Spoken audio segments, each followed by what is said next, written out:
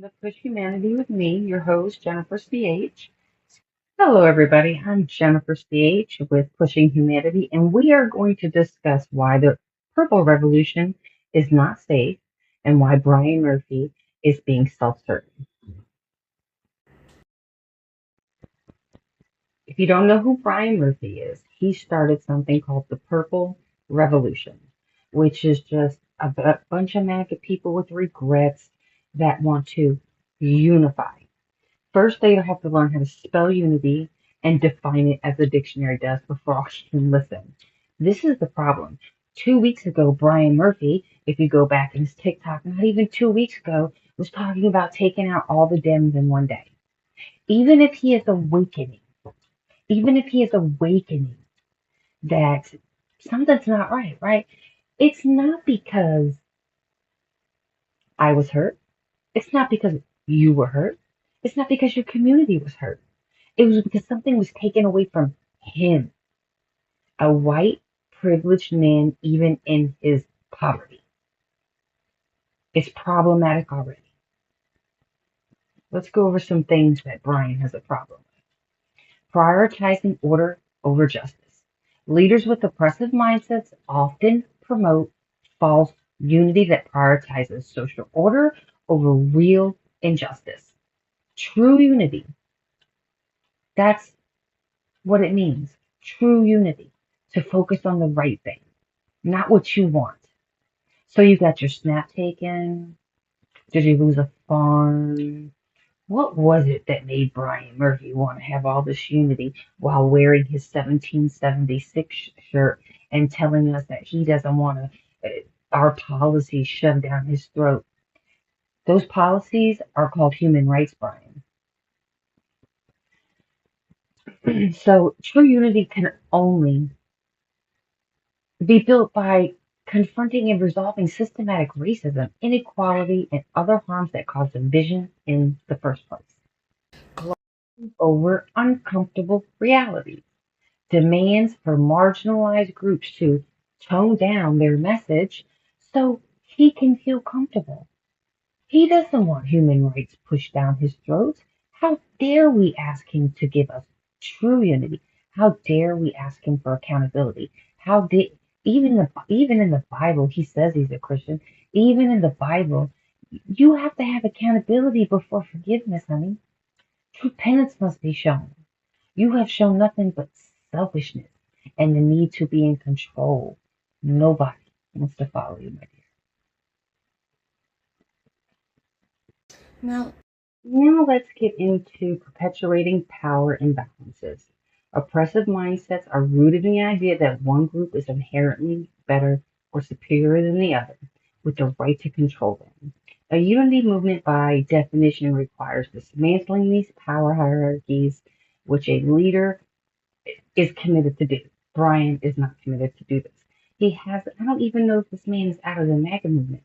This reminds me of how people of color were used in the MAGA movement.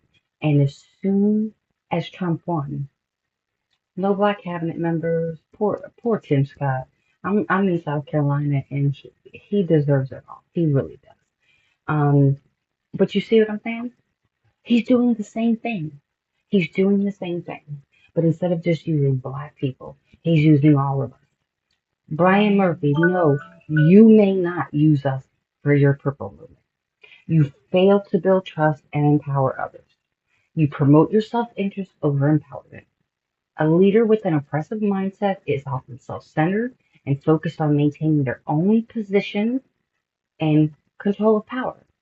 This is in direct conflict with the goals of a unity movement, which must be focused on empowering marginalized individuals and communities. Let's get into Brian's denial and lack of self-reflection. Inclusive leadership requires self-reflection and accountability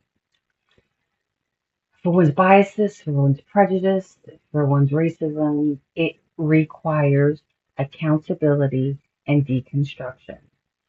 Brian doesn't even know who he is. He can't lead shit. He can't lead us anywhere but to the slaughter. Okay? This man is operating from a place of denial and ignoring harmful beliefs instead of addressing them. He has not even addressed the harm he's caused. I didn't see him on TikTok or YouTube today denouncing all those racist texts by those little boys of 40 years old. So give me a break. Shove that up your ass. Creating a culture of distrust. When a leader's actions contradict their stated values of inclusivity, it creates systematic cognitive dissonance with the movement. The resulting culture and confusion and cynicism erodes trust and makes genuine unity impossible. It just does. He just is unable to foster an inclusive culture. Is still working in the realm of exclusionary practices. An oppressive approach to inclusion is often dismissive and inclusionary. Statements like, we'll worry about petty policies later, what the left calls human rights, further marginalizing those who challenge the status quo. This stifles the diverse viewpoints and robustness and the essential for building a truly inclusive movement. You're not doing too good, Brian. At the end of the day, Brian Murphy wants to be a leader, but he's a leader with an oppressive mindset that lacks relational curiosity, literacy to build these connections, making genuine unity possible. This man can't lead shit. He can't even lead his way out of his thinking. Brian Murphy, I don't hate you. I don't like you. I don't want you anywhere around me. I don't want no revolutions with you because what's going to happen is if we were ever to, and I see the allies falling for this shit in the comments, please, I'm gaslight proof. Don't come to me with that bullshit about how the enemies get together.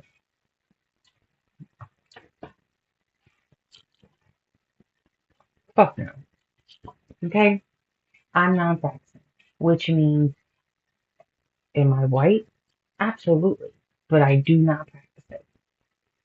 But even in our poverty, we are privileged. And until Brian Murphy can deconstruct and can apologize and articulate how he harmed all these communities, Hispanics, the trans community, the gay community, women, especially women of color. Jesus Christ, they're under a microscope. Give them a break, for God's sakes. All they're trying to do is exist.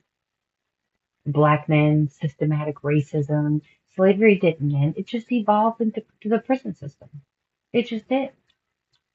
I, in my last post, mentioned briefly that, well, I was in trouble a lot. I was an addict for a very long time.